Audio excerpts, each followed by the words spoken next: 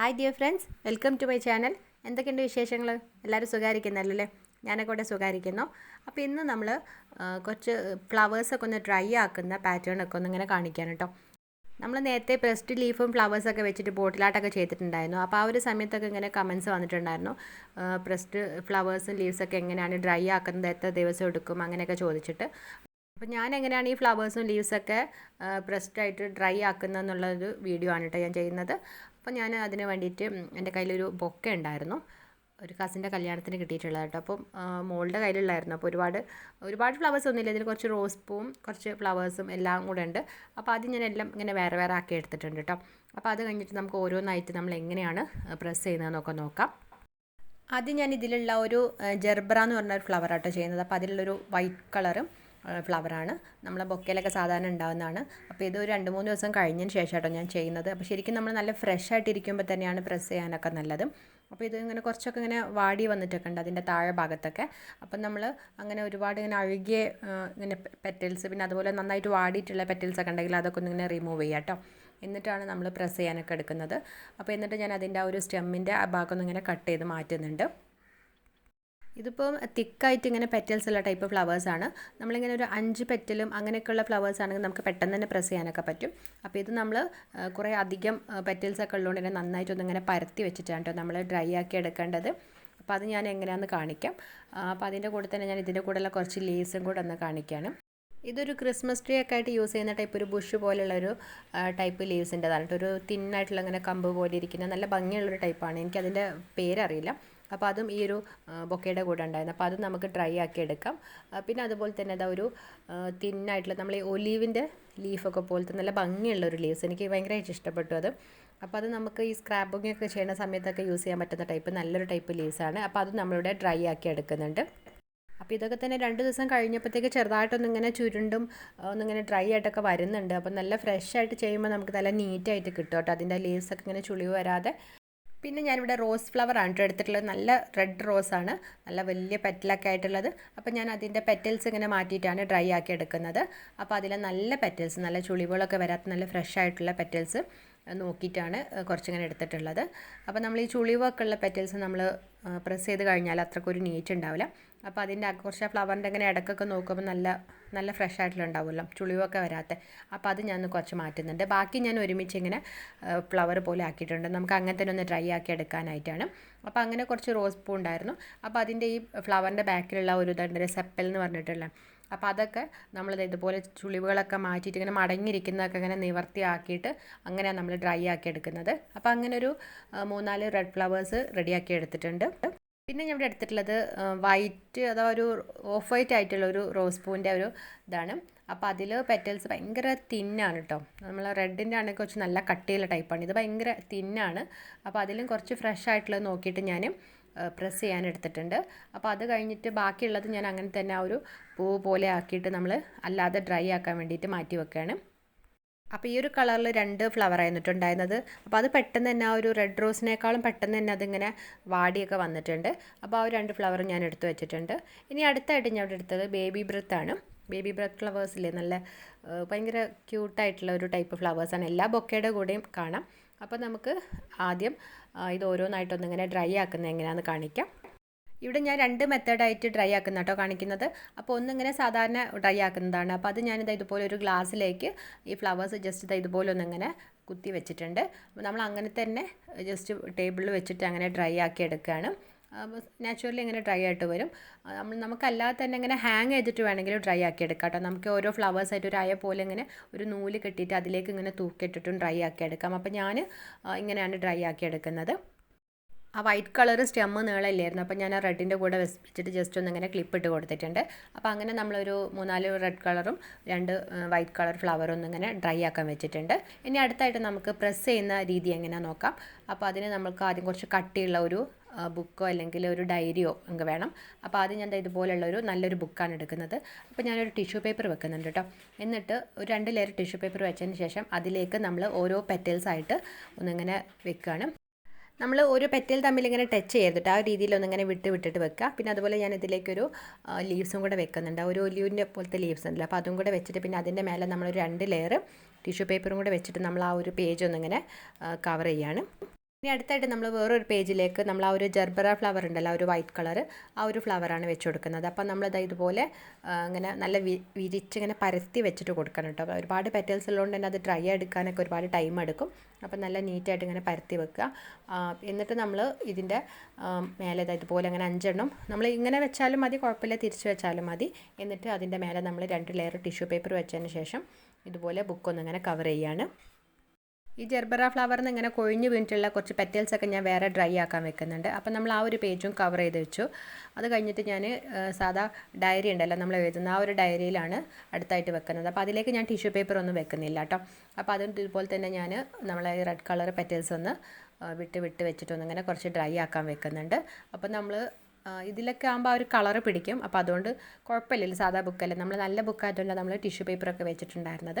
പിന്നെ അതുപോലെ തന്നെ ഞാൻ ആ ഒരു വൈറ്റ് കളറ് റോസിൻ്റെ പെറ്റൽസ് ഉണ്ടായിരുന്നില്ല, അപ്പോൾ അതും ഇതുപോലെ വേറൊരു പേജിൽ കുറച്ചൊന്നിങ്ങനെ വെച്ച് കൊടുക്കുന്നുണ്ട്. പിന്നെ അതിൻ്റെ കൂടെ തന്നെ ആ ഒരു ജർബറയുടെ കുറച്ച് പെറ്റൽസും ഡ്രൈ ആക്കാൻ വെച്ചിട്ടുണ്ട്. പിന്നെ നമ്മൾ അതുപോലെ തന്നെ ആ ഒരു ലീവ്സും കൂടെ വെക്കുകയാണ്. അപ്പോൾ ഈ ഒരു ലീവ്സൊക്കെ ഓരോന്നായിട്ട് ഇങ്ങനെ വേറെ ആക്കുന്നില്ല, കാരണം കുറേയൊക്കെ ഇങ്ങനെ ചുരുണ്ടൊക്കെ ഇരിക്കുന്നുണ്ട്, അത്യാവശ്യം ഡ്രൈ ആയിട്ടുണ്ട്. അപ്പോൾ അതുകൊണ്ട് ഞാനത് അങ്ങനെ തന്നെ ജസ്റ്റ് ആ ഒരു ബുക്കിലേക്ക് വെച്ചിട്ടൊന്ന് ഡ്രൈ ആക്കി എടുക്കുന്നുണ്ട്. അടുത്തായിട്ട് ഞാൻ ബേബി ബ്രെത്ത് ഫ്ലവേഴ്സ് എങ്ങനെയാണ് ഡ്രൈ ആക്കുന്നതെന്ന് കാണിച്ചു തരാം കേട്ടോ. ഈ ഒരു ഫ്ലവർ ഓൾമോസ്റ്റ് എല്ലാ ബൊക്കയിലും ഫ്ലവർ ഷോപ്പിലൊക്കെ കാണാൻ പറ്റും. അപ്പോൾ നിങ്ങൾക്ക് ഇങ്ങനെ ഫ്ലവറിൻ്റെ ഷോപ്പിലൊക്കെ അവർ ഒഴിവാക്കുന്നതൊക്കെ തന്നെ ഉണ്ടാവും, കുറച്ച് വാടിയിട്ടുള്ളതൊക്കെ. അപ്പോൾ അതൊക്കെ തന്നെ കളക്ട് ചെയ്ത് എടുത്താൽ മതി. അപ്പോൾ അതിൽ ഞാൻ ആദ്യം കുറച്ച് ലെങ്തി ആയിട്ടുള്ള ടൈപ്പൊക്കെ ഒന്ന് ഇങ്ങനെ ഇതുപോലെ ജസ്റ്റ് ഇങ്ങനെ വെച്ചിട്ട് ഡ്രൈ ആക്കി എടുക്കുകയാണ്. ഇങ്ങനെ സാധാരണ രീതിയിൽ ഡ്രൈ ആക്കി എടുക്കുകയാണ്. അടുത്തായിട്ട് ഞാൻ കുറച്ചിങ്ങനെ കുഞ്ഞു പീസസൊക്കെ ഇങ്ങനെ പ്രസ് ചെയ്തിട്ട് എങ്ങനെയാണ് ഡ്രൈ ആക്കുന്നതെന്ന് കാണിക്കാം. അപ്പോൾ നമ്മൾ നേരത്തെ ആ ഒരു റോസിൻ്റെ പെറ്റൽസ് ഡയറിയിൽ വെച്ച പോലെ തന്നെ നമ്മളിങ്ങനെ കുറച്ച് വിട്ട് ഓരോ ബേബി ബ്രെത്തിൻ്റെ കുഞ്ഞു ബ്രാഞ്ചസ് നമ്മളിത് ഇതുപോലെ വെച്ചിട്ടൊന്നിങ്ങനെ കവർ ചെയ്ത് കൊടുക്കുകയാണ്. ഈ ബേബി ബ്രെത്ത് പോലുള്ള തിന്നായിട്ടുള്ള കുഞ്ഞു ഫ്ലവേഴ്സൊക്കെ ഉള്ളത് പെട്ടെന്ന് തന്നെ ഡ്രൈ ആയിട്ട് കിട്ടും. നമ്മൾ പെറ്റൽസിനൊക്കെ ഒരുപാട് കട്ടിയുള്ള ടൈപ്പൊക്കെയാണ്, അല്ലെങ്കിൽ നല്ല തിക്കായിട്ട് പെറ്റൽസൊക്കെ ഉള്ളതാണ് കുറച്ചൊരു ടൈം എടുക്കുക കേട്ടോ. അപ്പോൾ അല്ലാത്തതൊക്കെ നമുക്ക് ഏകദേശം ഒരു 5 ദിവസം അല്ലെങ്കിൽ മാക്സിമം ഒരു ആഴ്ചയൊക്കെ ആകുമ്പോഴത്തേക്കിന് ഡ്രൈ ആയിട്ട് കിട്ടും.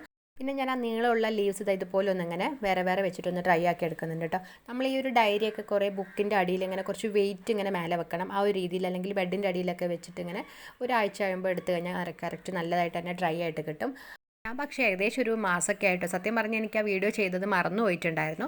പിന്നീട് ഇങ്ങനെ ഒരു ദിവസം ഡയറി നോക്കിയ സമയത്ത് തന്നെ അതിൽ ആ ഒരു പെറ്റൽ ഡ്രൈ ആയിട്ട് കണ്ടപ്പോൾ ആ ഒരു വീഡിയോ എടുത്തിട്ടില്ലല്ലോ എന്ന് വിചാരിച്ചു കേട്ടോ. അപ്പോഴത്തേക്ക് കുറേ അതിൻ്റെ ഒരു കളറൊക്കെ നന്നായിട്ട് ചേഞ്ച് ആയിട്ടുണ്ട്, ഒരു യെല്ലോയിഷ് കളറായി വന്നിട്ടുണ്ട്. അപ്പോൾ ഇതാ ജസ്റ്റ് അധികം കുറഞ്ഞതായിട്ട് ഒരാഴ്ചയൊക്കെ ഡ്രൈ ആയിട്ടുള്ള ടൈപ്പ് ഒരു ഇതാണ് ബേബി ബ്രെത്തിൻ്റെ ഫ്ലവേഴ്സാണ്.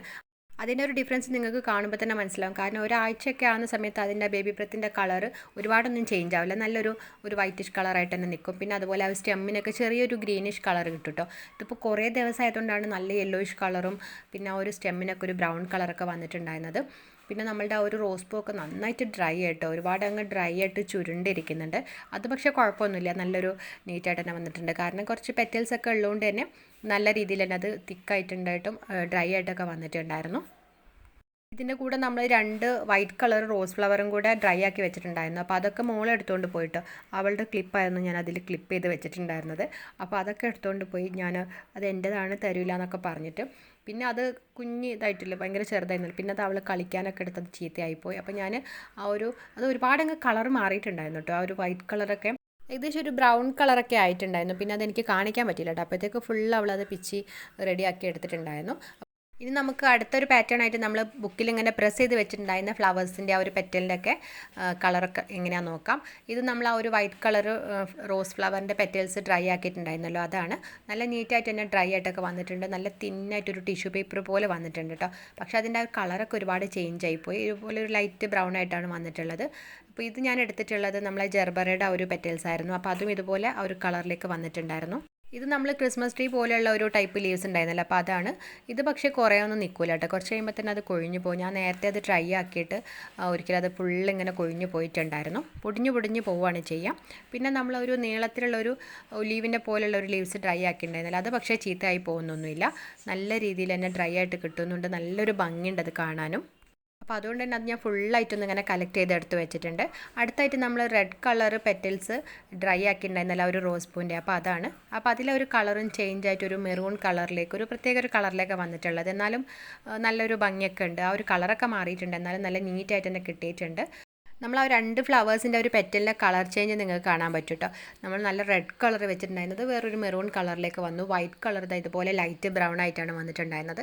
പിന്നെ നമ്മളിത് ഭയങ്കര തിന്നായിട്ടുള്ള കേട്ടോ, നല്ല രീതിയിൽ തന്നെ ഇങ്ങനെ കെയർ ചെയ്യണം, കാരണം പെട്ടെന്ന് തന്നെ കീറി പോകാനൊക്കെ ചാൻസ് ഉണ്ട്. കാരണം അത്രയും ടിഷ്യൂ പേപ്പറിനേക്കാളും തിന്നായിട്ട് നല്ലൊരു രീതിയിലാണ് നമുക്ക് കിട്ടിയിട്ടുള്ളത്.